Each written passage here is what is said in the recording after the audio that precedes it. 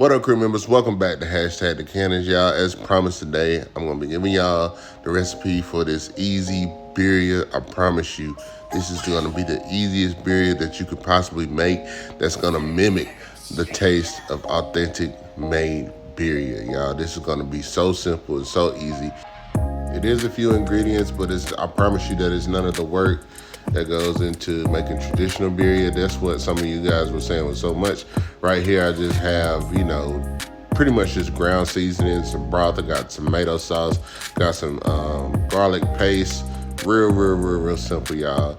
I'm gonna show y'all how to make this in a slow cooker. And you know what I'm saying, we're gonna get it in. I'm gonna list every one of the ingredients in the description box so you'll have a list there for you. And yeah, y'all, I hope y'all enjoy this recipe. If you haven't already, please thumbs up this video. Go ahead and like this video, y'all. Make sure you subscribe and turn that notification bell on. Let's get it. All right, y'all, let's get into it. All right, guys, so what I'm gonna do is I'm gonna start off. I have about 4 pounds, a little over 4, closer to 5 pounds of chuck pot roast. This is gonna be extremely simple.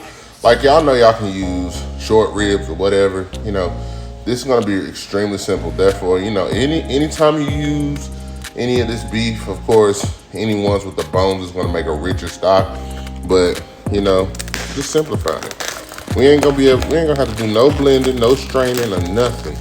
You know what I'm saying? Typically, when I make birria, I love to brown my meat first because it adds depth of flavor. But I'm not gonna do that today.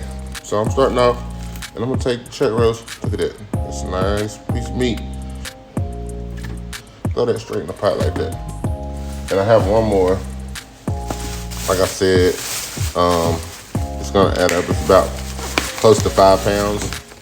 Throw my other one in there just like that. I don't want it necessarily sitting right on top of that one. I'm just kind of like make them share the bottom a little bit. Kind of like that. Wash my hands real quick.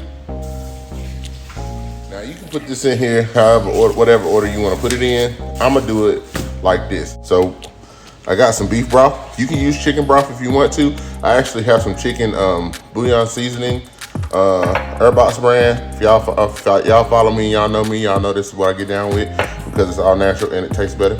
But I'm going to start off with straight beef broth. If you can find, because I couldn't find one in this size and it was just cheaper for me to get this one big one than to look for or get 2 smaller ones or 3 smaller ones. I got this one big beef broth box. It is approximately 48 ounces. I'm gonna add all of that to that. And guys, I'm gonna end up adding a little water to it later on. So no worries. But what I was saying was if you can find the low sodium brand or the 50% less sodium, then get it, because even though a lot of the things that I'm working with are gonna have salt in them already, I try to get the ones with least amount of salt. That way the saltiness doesn't get away from me.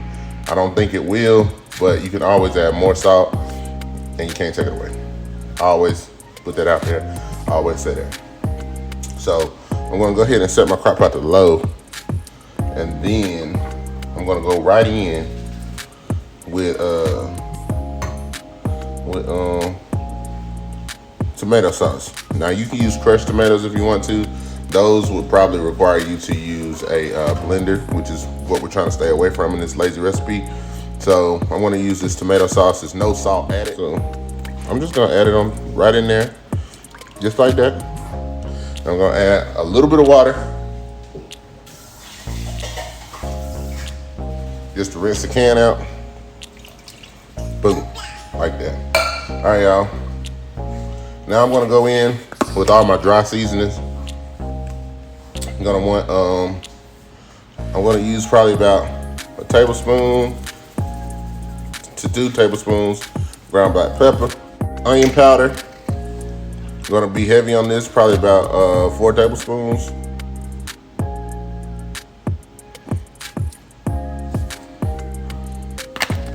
If you add a little bit more, a little less, it won't hurt. Make sure you use onion powder, not onion salt. I know that goes without saying, but some people don't know the difference. But yeah, more or less of that. I try to use more because most birria recipes are heavy on the onion, and so you definitely want that flavor in there. But I'm also gonna use ground cumin. I'm gonna use about 2 to 3 tablespoons of it.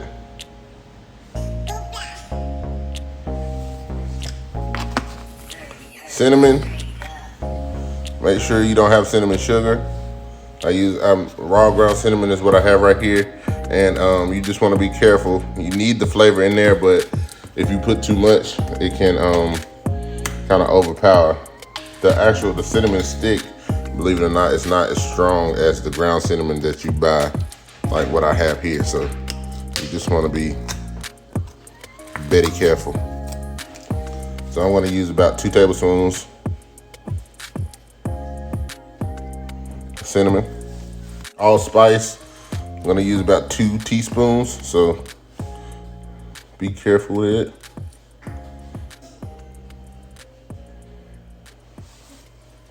It's gonna be a quick recipe, y'all, because literally you're gonna put all this in there and you're gonna let it go.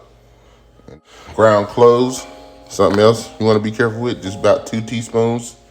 Very strong flavor. If you use too much, you're gonna know it. So 1, 2, and pretty much eyeball that. If you're good at eyeballing. If you're not good at eyeballing, measure this stuff out. I say definitely measure out your allspice, your clove, your cinnamon. If you're not good at eyeballing measurements, because those are things that you don't want to use too much of. Everything else, a little less, a little bit more, not gonna hurt. Oregano, same thing. You might want to measure it out, but because it has a strong flavor. I want to use probably about 2 to 3 tablespoons in here. All right, y'all. So you might be asking, what about the chilies, the guajillo chilies, the ancho chilies that you normally use in your birria recipes? Boom. We're just gonna use the chili powder. I have this one, and I have an ancho chili powder, which to me is more important. This is like kind of a little chili powder blend, but they're both important, and you're gonna get heavy-handed on them. I'm talking about like a 1/4 cup to 1/2 cup. That's that one. I probably use about a 1/4 cup of. The ancho, I'm probably gonna use just as much more, or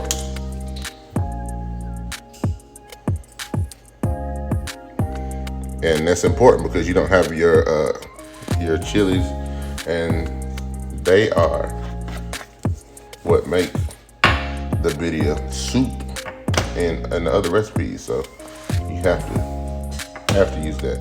And this is what makes this is so easy of a recipe, because with these, you don't have to do all that soaking and grinding them up and making sure that you got a good blender. Otherwise, you got to strain.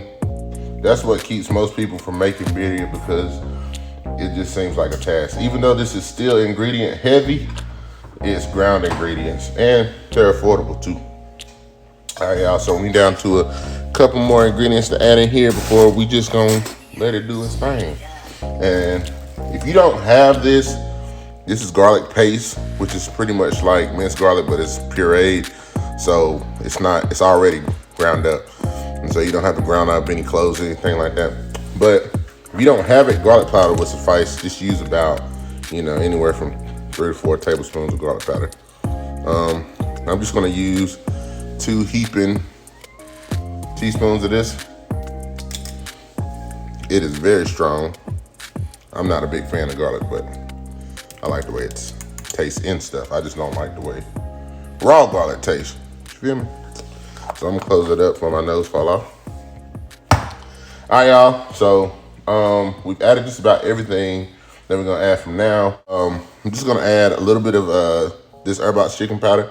Not a lot, just a lot. It's not salty, but I like the way it tastes with the beer. And I'm gonna add lime juice. If y'all watching any of my other recipes where I use lime juice, you know that if I can't use fresh lime juice, then Nelly and Joe's Key West lime juice is my favorite. It just has a certain taste to it to me that's bomb, and it works real good in recipes. So I'm gonna add probably about 1/8 of a cup. 1/8 of a cup of lime juice. And this is optional, but I have the tajin. This is going in there because I like the lime flavor that it gives me. You know, even though I like lime juice, it's just the whole tajin flavor. So I'm gonna just add probably about 2-3 tablespoons. It's not it's reduced sodium. So again, with the you know, we're gonna salt it to taste in the end, because you know I'm not gonna add any salt right now, because what's gonna happen is at the end, as you've seen in my other birria recipes, it's gonna get more concentrated and stuff like that. So I'm not gonna know how much I really need. So based off of the salted ingredients that I already added, I'm just let everything cook together, and then at the end, if I feel like it needs more, then I'll add to taste. What I'm gonna do is just give this a light mix on top, so that all the ground stuff kind of like can come together. And you see that piece of chuck roast is sticking out.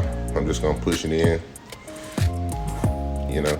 And so just a light mix. I don't necessarily have to see all the dry go away. You know, when I say dry, I mean like the powder. You see how it's sitting on top. Once it starts cooking, it'll start coming together. And once the meat starts breaking down some, then I'll give it a stir, and then let it cook the rest. So, but I'm just let it go just like this for now. That's it. Don't touch it. Just let it go for about 1.5 hours, and then we can move it around and get it where it needs to be. All right, so I'm gonna let it go like this, and I'm gonna come back in the middle of the cooking when I'm gonna give it its first stir. Maybe show you one more stir, and then I'm gonna show you the finished product.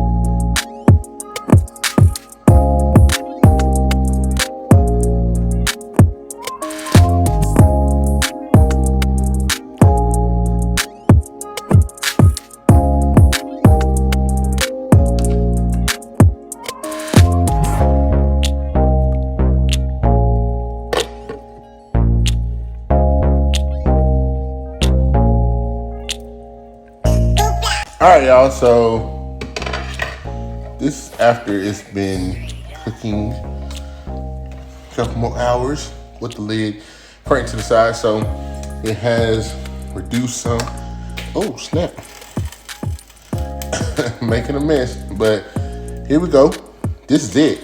We done, baby. So all I gotta do now is take my meat out and shred it. Y'all see that? Oh, my Lord. Woo! So what I'm gonna do is I'm gonna taste it, salt it to taste. As far as the consomme go, I'm gonna remove the meat, and yeah, I'll be done. So you can do this however you want to.